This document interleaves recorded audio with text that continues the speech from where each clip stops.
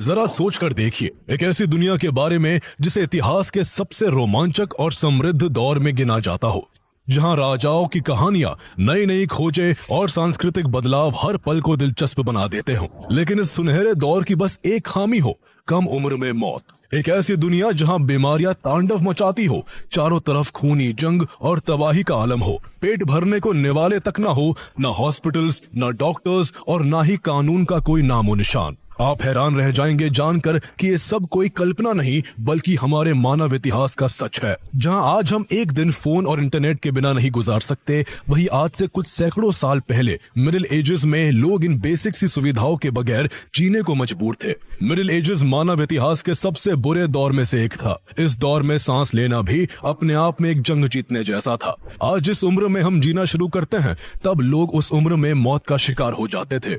Life expectancy केवल 30 से 35 साल की थी और ये उम्र भी लोगों के लिए एक सपना थी। बच्चे पैदा होते ही माँ के साथ कब्र में चले जाते थे। हर 10 में से 3 बच्चे पैदा होने के 1 साल के अंदर ही मर जाते थे और हर 5वां बच्चा अपनी जवानी देखने से पहले ही खत्म हो जाता था। जो बच जाते थे उन्हें भूख, बीमारी और महामारी का सामना करना पड़ता। लोगों के पास केवल 2 ऑप्शंस होते, या तो जिंदगी की जंग लड़ो या फिर मौत को गले लगा लो। ये एक ऐसा दौर था जहां अकेले प्लेग ने ही यूरोप की करीब आधी आबादी को निकल लिया था। आखिर क्यों थी इस दौर में जिंदगी इतनी छोटी? आइए मध्य युग की उन गलियों में चलते हैं जहां हवा में बीमारी घूमती थी, जहां भूख लोगों को खा जाती थी और जहां जंग के मैदान से लेकर बच्चे के जन्म तक हर जगह मौत का साया मंडराता था।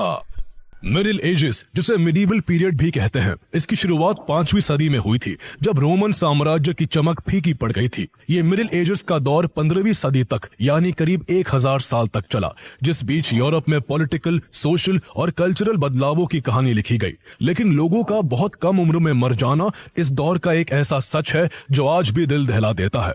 उस जमाने में लोग ऑन एवरेज 30 से 35 साल तक ही जीते थे, यानी जिस उम्र में आज हमारी जवानी शुरू होती है, हम शादी करते हैं, सपनों की उड़ान भरते हैं, उस उम्र में तब के लोग कब्र में दफन हो जाते थे। हर 10 में से केवल एक ही एडल्ट ऐसा होता था जिसे 50 साल से ऊपर की जिंदगी नसीब होती थी। इस एक बात से ही अंदाजा लगाया जा सकता है कि उस दौर में जिंदगी जीना कितना खतरनाक था। मिडिल एजेस में लोगों के कम उम्र में मरने के पीछे सबसे बड़ा कारण तरह तरह की बीमारियां थी। Dysentery, malaria, diphtheria, flu, typhoid, small pox and leprosy जैसी दर्जनों बीमारियां उस दौर में हवा की तरह फैलती थी और लाखों लोगों को मौत की नींद सुला देती थी। बहुत बार बीमारी लोगों के खराब रहन सहन की वजह से भी होती थी। तब के लोग हाइजीन का बिल्कुल भी ध्यान नहीं रखते थे। सैनिटेशन का कोई नामो निशान नहीं था। लोग गंदा पानी पीते थे, घरों में गंदगी जमा करके रखते थे और यही गंदगी बीमारियों को न्योता देती थी। लोग महीनों तक नहाते भी नहीं थे। उस समय बीमारी से भी बड़ी प्रॉब्लम मेडिकल ट्रीटमेंट की थी।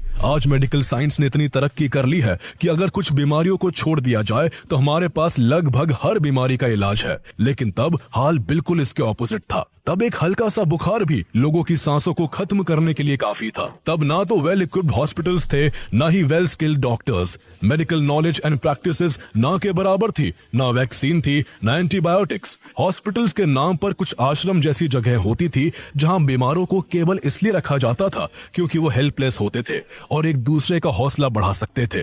इसके अलावा उन जगहों पर इलाज के नाम पर कुछ भी नहीं होता था। मेडिकल फील्ड इतना पिछड़ा हुआ था कि बहुत कम डॉक्टर्स होते थे और उनके इलाज का तरीका भी आज के समय से बिल्कुल अलग और कई बार जानलेवा होता था। हाल ये था कि किसी को अगर जरा सी भी बीमारी घेर लेती तो उसकी जान बचने का कोई चांस नहीं था। लेकिन देखा जाए तो आज भी स्थिति कुछ खास बेहतर नहीं है। आज के दौर में भले ही मेडिकल साइंस नई नई ऊंचाई छू रही है, वेल इक्विप्ड हॉस्पिटल्स और स्किल्ड डॉक्टर्स है, लेकिन सीवियर हेल्थ कंडीशंस या किसी एक्सीडेंट की वजह से आज भी लाखों लोग अपनी जान गंवा देते हैं। ये वो सच है जिससे हम नजरें नहीं फेर सकते। हम में से किसी को नहीं पता कि हम कब अपनों को आखिरी बार देख रहे होंगे। आप जब भी अखबार खोले या टीवी पर न्यूज देखे तो ऐसी घटनाएं आम तौर पर सामने आती रहती हैं। उस दौर में बीमारियों का इलाज ब्लड लेटिंग यानी मरीजों के शरीर से खून निकालने के तरीके से होता था। तब के फिजिशियंस मानते थे कि शरीर में ब्लड और दूसरे ह्यूमर्स यानी तरल पदार्थों का बैलेंस बिगड़ने से बीमारियां होती हैं और अगर शरीर से एक्स्ट्रा ब्लड निकाल दिया जाए तो ये संतुलन दोबारा से सही हो जाएगा। इसके लिए दो तरीकों का इस्तेमाल होता था, या तो मरीज की नस में सीधे किसी धारदार औजार से चीरा लगाया जाता या फिर खून निकालने के लिए लीचेस यानी जोंकों का इस्तेमाल किया जाता। लीचेस खून चूसकर शरीर से इम्प्योर ब्लड को बाहर निकालती थी। ये दोनों तरीके इतने रिस्की थे कि कई बार जरूरत से ज्यादा खून निकल जाता जिससे मरीज की मौत हो जाती, तो कई बार अनक्लीन टूल्स की वजह से इन्फेक्शन हो जाता जो बाद में मौत का कारण बन जाता। ताज्जुब की बात यह थी, इतना जोखिम भरा इलाज भी हर कोई अफोर्ड नहीं कर सकता था। आम लोग बीमार पड़ने पर इन डॉक्टर्स के बजाय अक्सर वाइज वुमेन या विचेस के पास जाते थे जो जड़ी बूटियों और टोना टोटकों से इलाज करती थी, जिससे अक्सर कोई फायदा नहीं होता था। जरा सोच कर देखिए, जब उस समय छोटी से छोटी बीमारी भी जान की दुश्मन बन जाती थी तो कोई महामारी कितना बड़ा कहर ढाती होगी। ऐसी ही एक महामारी 1347 में देखने को मिली जिसने पूरे यूरोप को कब्रिस्तान बना दिया था। यूरोप में फैला प्लेग दुनिया की सबसे बड़ी महामारी थी जिसे ब्लैक डेथ के नाम से जाना जाता है। 1347 से 1352 तक सिर्फ 5 साल में इस प्लेग ने यूरोप की करीब आधी आबादी को खत्म कर दिया था। इसने Italy, France, Germany, Scandinavia, England, Wales, Spain और रशिया जैसे देशों को अपनी चपेट में ले लिया था। इस एक महामारी की वजह से 5 से 6 सालों में पूरी दुनिया में 75 से 200 मिलियन लोगों ने अपनी जिंदगी खो दी थी। ये प्लेग यर्सीनिया पेस्टिस नामक बैक्टीरिया से फैलता था जो बहुत बार चूहों पर पाए जाने वाले फ्लीस के जरिए इंसानों में पहुंचता था। अगर किसी को प्लेग हो जाता तो उसके मरने के 70 से 80% चांस होते थे। इस महामारी के कारण 14th सेंचुरी में इटली के फ्लोरेंस में लोगों की लाइफ एक्सपेक्टेंसी 40 साल से घटकर केवल 20 साल की रह गई थी। इस एक प्लेग ने न जाने कितने गांवों और शहरों को उजाड़ के रख दिया था। कई गांवों में तो इतने लोग मर गए कि वहां सन्नाटा पसर गया। जो लोग बचे वो इतने डर चुके थे कि गांव छोड़कर भाग गए। आज भी यूरोप के कई हिस्सों में प्लेग के समय के मास ग्रेव्स मिलते हैं जहां दर्जनों लोगों को एक साथ दफनाया गया था। इंग्लैंड के लिंकनशायर शहर में भी यही देखने को मिला जहां एक अकेली कब्र में ही एक साथ 48 लोगों को दफनाया गया था। ये चीज आज भी उस दौर के खौफनाक मंजर की याद दिलाती है। प्लेग और अन्य महामारियों ने न केवल आम जनता बल्कि शाही परिवारों को भी नहीं छोड़ा। 1330 से 1479 के बीच इंग्लैंड की ड्यूकल फैमिलीज, जिन्हें ड्यूक या डचेस का हाई क्लास का राजसी खिताब दिया जाता था, उन परिवार के पुरुषों की एवरेज एज मात्र 24 साल रह गई थी। मेडिकल नॉलेज न होने की वजह से उस समय के लोगों को यह भी नहीं पता था कि कोई भी बीमारी कैसे फैलती है। लोग मानते थे कि कोई भी बीमारी या महामारी इसलिए होती है क्योंकि ईश्वर उनसे गुस्सा है और उन्हें उनके पापों की सजा दे रहे हैं। इसलिए जब भी कोई बीमारी या महामारी आती तो लोग उससे बचने के लिए बस हाथ जोड़कर भगवान से दुआएं करते, पूजा या रस्म करते या फिर किसी जानवर की बलि देते। बीमारी और महामारी के अलावा मिडिल एजेस के लोगों का कम एज में मरने का एक सबसे बड़ा कारण फैमिन भी था। लोगों को कई बार साल दर साल भूख से जूझना पड़ता था। 14th सेंचुरी की शुरुआत में धरती पर कूलिंग पीरियड की शुरुआत हुई जिसने अगली कई सेंचुरीज के वेदर को अनसेटल्ड कर दिया और यूरोप समेत पूरी दुनिया को लोअर एवरेज टेम्परेचर्स का सामना करना पड़ा। इस वजह से यूरोप में 1315 से 1322 के बीच लगातार 7 साल तक मूसलाधार बारिश होती रही। कई बार तो ऐसा हुआ कि 5 महीनों तक बिना रुके बारिश होती रही जिसने किसानों की खेती चौपट कर दी। वो ना तो अपने खेतों में बीज बो पाए और न ही तैयार फसलों को ठीक से काट पाए। जो थोड़ी बहुत फसलें उगी वो मोल्ड और मॉइस्चर से खराब हो गई जिससे फूड सप्लाईज लगातार घटती रही। इससे यूरोप को ग्रेट फैमिन का सामना करना पड़ा। यूरोप के साथ साथ पूरी दुनिया का भी यही हाल था। मिडिल एजेस के 90% लोग खेती पर डिपेंडेंट थे और खराब मौसम की वजह से जब भी उनकी फसल बर्बाद होती तो लोगों के पास खाने को कुछ नहीं बचता। जब उन्हें भूख मिटाने का कोई जरिया नजर नहीं आता तो वो पेड़ों के छाल, जंगली फल फूल और सड़े हुए गेहूं और मक्के को खाने के लिए मजबूर हो जाते। इनसे उनके शरीर में न्यूट्रिएंट्स की भारी कमी होने लगती और वो माल न्यूट्रिशन का शिकार हो जाते। इससे उनका शरीर कमजोर हो जाता और वो जल्दी ही बीमारियों का शिकार होकर अपनी जिंदगी खो बैठते। जिस क्षेत्र में फैमिन होता वहां से भारी संख्या में लोग खाने की तलाश में दूसरी जगह माइग्रेट करने लगते थे। लेकिन उस समय एक जगह से दूसरी जगह ट्रैवल करना आज की जितना बिल्कुल भी आसान नहीं था। उस दौर में ना तो आज जैसी सड़कें थी, ना रूट्स थे और ना ही सुरक्षित यात्रा के साधन, ना जगहों के क्लियर मैप थे और ना ही सही डायरेक्शन के लिए एडवांस नेविगेशनल इक्विपमेंट्स। इस वजह से वो कई बार गलत दिशा में भटक जाते, जिससे उनका सफर लंबा और मुश्किल हो जाता। लोगों को चलते चलते बीच रास्ते में ही थककर अक्सर खुले आसमान के ही नीचे सोना पड़ता था। ठंड के मौसम में ये और भी खतरनाक हो जाता, क्योंकि ऐसे में कई मुसाफिर कपकपाती ठंड में ही दम तोड़ देते थे। उनके पास खराब मौसम या जंगली जानवरों से बचने का कोई शेल्टर नहीं होता था। कई बार उन पर लुटेरों का भी अटैक होता, जो पूरे काफिले पर हमला करके धारदार हथियारों से उनकी जान ले लेते थे। सफर के दौरान खाना और पानी की भी कोई गारंटी नहीं होती थी। अगर किस्मत अच्छी होती तो कभी कभी सराय, मठ या कोई रुकने की जगह मिल जाया करती, वरना भूखे ही सैकड़ों किलोमीटर चलना पड़ता और काफी लोग अपनी मंजिल तक पहुंचने से पहले ही बीच रास्ते में अपना दम तोड़ देते थे। बदलते वक्त के साथ लोग अपने सफर को छोटा करने के लिए समंदर का रास्ता अपनाने लगे, लेकिन उससे भी उनकी समस्या खत्म नहीं हुई। सफर में गलती से एक तूफान भी आता तो जहाज पलट जाता और उस पर सवार लोगों को अपनी जान गंवानी पड़ती। कई बार डायरेक्शन का सही अनुमान न होने की वजह से वो समुद्र में ही भटक कर भूख और प्यास से मर जाते, तो कई बार समुद्री डकैतों के हाथों लूट लिए जाते। ऐसे खतरे भरे सफर के लिए लगभग जवान लोग ही निकलते थे, इसलिए नौजवानों के मरने का ये भी एक बड़ा कारण था।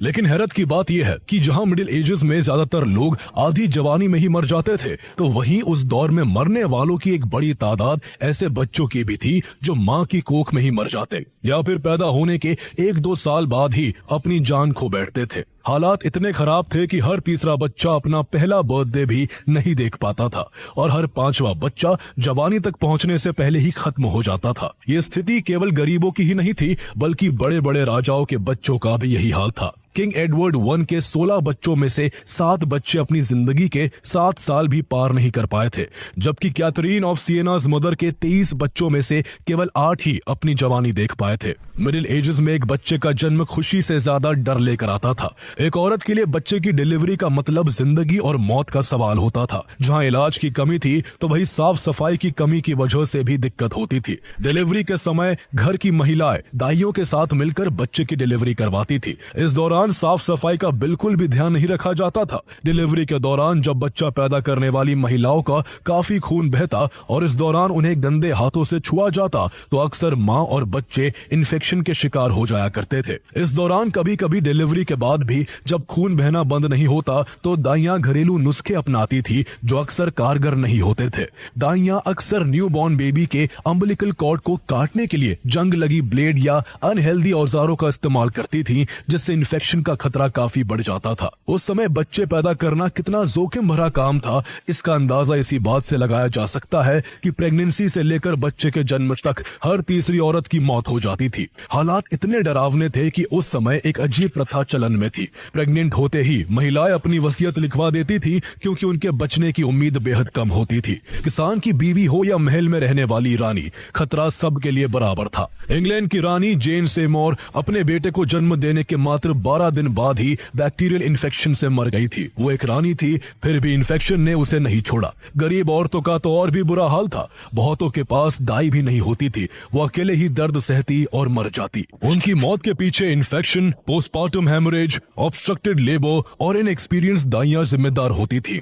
उस दौर में जो बच्चे किस्मत से बच जाते थे, उनके लिए भी जिंदगी आसान नहीं थी। उनके पास ना तो मेडिसिन थी और ना ही इन्फेक्शन एंड एपिडेमिक से लड़ने के लिए कोई वैक्सीन। वो न्यूट्रिशियस फूड के बिना पहले ही माल न्यूट्रिशन का शिकार होते थे, जिससे उनका शरीर बचपन से ही काफी कमजोर होता था। वीक इम्यून सिस्टम की वजह से उनके एपिडेमिक की चपेट में आने के हायर चांसेस होते थे। प्लेग ने भी सबसे ज्यादा बच्चों को ही नुकसान पहुंचाया था। 1383 के प्लेग आउटब्रेक में मरने वालों में 88% बच्चे थे। जहां famine, infectious disease, poor medical care और वीक इम्यून सिस्टम ये सब मिलकर मिडिल एजेस के लोगों की जिंदगी को छोटा कर रहे थे, तो वही उस समय लोगों के कम उम्र में मरने के पीछे वॉर एंड वायलेंस भी एक सबसे बड़ा फैक्टर था। युद्ध तो जैसे मिडिल एजेस के लोगों की जिंदगी का हिस्सा बन चुका था। कभी किसानों का विद्रोह होता तो कभी प्रजा राजा के खिलाफ सड़कों पर उतर आती। इस टकराव में लाखों लोगों को अपनी जान गंवानी पड़ती। ब्रिटेन के राजा दूसरे देशों को हड़पने या फिर इन्वेडर्स से अपने देश को बचाने के लिए लगभग हर समय युद्ध में ही व्यस्त रहते थे। 8th सेंचुरी से लेकर 11th सेंचुरी तक जहां ब्रिटेन पर वाइकिंग के आक्रमण होते रहे, तो वही आगे नॉर्मन्स ने भी ब्रिटेन पर आक्रमण कर लोगों की जान लेने में कोई कसर नहीं छोड़ी। 1135 से 1153 के बीच ब्रिटेन में राजाओं के अत्याचार के खिलाफ सिविल वॉर होता रहा, जबकि 1337 से 1453 के बीच 100 सालों से भी ज्यादा समय तक इंग्लैंड और फ्रांस के बीच युद्ध चलता रहा। ये युद्ध इतना भयानक था कि ब्रिटेन की ओर से करोड़ों लोग मारे गए थे, जबकि फ्रांस की आबादी तो घटकर केवल आधी रह गई थी। इस युग में इतने युद्ध लड़े गए कि जंग के मैदान को मौत का ठिकाना माना जाता था। युद्ध न सिर्फ सैनिकों बल्कि आम नागरिकोों को भी मौत की भेंट चढ़ा देते थे। वॉर्स में लाखों लोग तलवारों से कटते तो लाखों भालों से अपनी जान गंवा देते थे। हर बैटलफील्ड में 5 से 10% सैनिक मारे जाते, लेकिन असली मौत का मंजर युद्ध के बाद शुरू होता। जंग में मरने वालों की गिनती उतनी नहीं होती थी जितनी युद्ध के बाद घायल सैनिकों के मरने की होती थी। लाखों सैनिक जब अपने साथ जख्म लेकर घर लौटते तो जख्म को साफ करने का कोई तरीका नहीं होता था। ना तो उनके पास ऑपरेशन के लिए कोई मेडिकल इक्विपमेंट थे, ना ही घावों को सुखाने के लिए मेडिसिन थी। इससे जल्दी ही घायल सैनिक इन्फेक्टेड हो जाते थे और उनके घावों में सड़न शुरू हो जाती थी। हाल ये होता कि सड़े हुए हाथ या पैर को काटना पड़ जाता था। डॉक्टर्स के पास बेहोशी की दवा नहीं होती थी, इसलिए घायल सैनिकों को शराब पीकर दर्द सहना पड़ता या फिर उन्हें किसी ठोस चीज से सर पर चोट मारकर बेहोश कर दिया जाता। इलाज भी जोक लगाने या खून निकालने तक सीमित था, इसलिए ऐसे ट्रीटमेंट घायलों को बचाने से ज्यादा उनकी मौत के जिम्मेदार बन जाते थे। सत्ता और जमीन के लिए लड़ी गई लड़ाई के अलावा मिडिल एजेस में रिलीजन के नाम पर भी लोगों ने खूब मारकाट मचाई। करीब 200 सालों तक पूरी दुनिया में धर्म के नाम पर लड़ाइयां चलती रही और एक धर्म के लोग दूसरे धर्म के लोगों की जान लेते रहे, जिस वजह से लाखों लोगों को अपनी जान गंवानी पड़ी थी। स्पेन में भी 8th सेंचुरी से लेकर 1492 तक धार्मिक लड़ाइयां जारी रही। ये नरसंहार इतना बड़ा था कि क्रिश्चियंस के आक्रमण के समय वहां मुस्लिम की आबादी 55 लाख थी, जबकि 1492 तक आते आते वहां केवल 6 लाख मुस्लिम ही रह गए थे। अलग अलग इलाकों में अलग अलग धर्म के लोगों की पकड़ थी जो अपनी सुपीरियोरिटी के लिए माइनॉरिटीज का कत्लेआम कर देते थे। युद्ध के अलावा तब वायलेंस डेली लाइफ का हिस्सा होता था। सोसाइटी में गरीब लोगों की संख्या अधिक थी, इसलिए रॉबरी आम बात थी। कोई सख्त नियम या कानून नहीं होते थे, जिस वजह से सड़कों पर झगड़े और शराब खानों में मारपीट हर रोज की बात थी। लोग बात बेबात एक दूसरे को मार डालते थे। जीने का हक बस उसी को था जो ताकतवर था। न्याय के नाम पर भी हिंसा होती थी। कौन इनोसेंट है और कौन गिल्टी, इसका फैसला भी आपस में फाइट करने से होता था और फाइट मौत तक चलती थी। जो जिंदा बचता वो इनोसेंट माना जाता। इसके अलावा उस समय आगजनी भी लोगों की जान की एक बड़ी दुश्मन थी। तब घर पतली सूखी लकड़ियों के बने होते थे, जिनमें रोशनी करने के लिए मोमबत्तियां या खुली चिमनियां इस्तेमाल होती थी। अक्सर जरा सी चिंगारी पूरे घर को आग की जद में कर देती थी। घरों के आसपास ही सूखी फसलों को स्टोर करके रखा जाता था, जिस वजह से उनमें भी आग लग जाती और आग धीरे धीरे पूरे गांव को जलाकर राख कर देती थी। इस वजह से भी काफी लोगों को अपनी जिंदगी से हाथ धोना पड़ जाता था। इन सब कुल जमा बातों से अंदाजा लगाया जा सकता है कि उस जमाने में जीना कितना मुश्किल था। हर रोज एक नया खतरा सामने खड़ा होता था।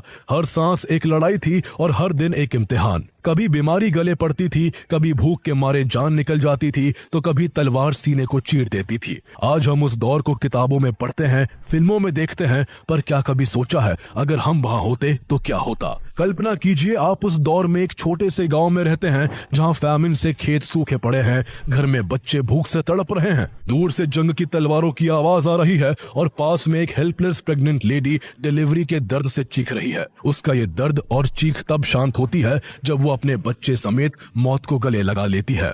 मिडिल एजेस की ये कहानी सिर्फ इतिहास नहीं है, ये हमारे लिए एक सबक है कि जो चीजें आज हमें मामूली लगती है वो उस जमाने में अनमोल थी और ये उनकी कमी ही थी जो लोगों की जिंदगी को छोटा कर देती थी। आज हम लंबा जीते हैं क्योंकि हमारे पास रिसोर्सेज है, साइंस है, टेक्नोलॉजी है। आज की मॉडर्न दुनिया में हमारी लंबी उम्र के पीछे कई सदियों का संघर्ष छुपा है, जिसे हमें याद रखना चाहिए और इस बेहतरीन जिंदगी के लिए शुक्रगुजार होना चाहिए।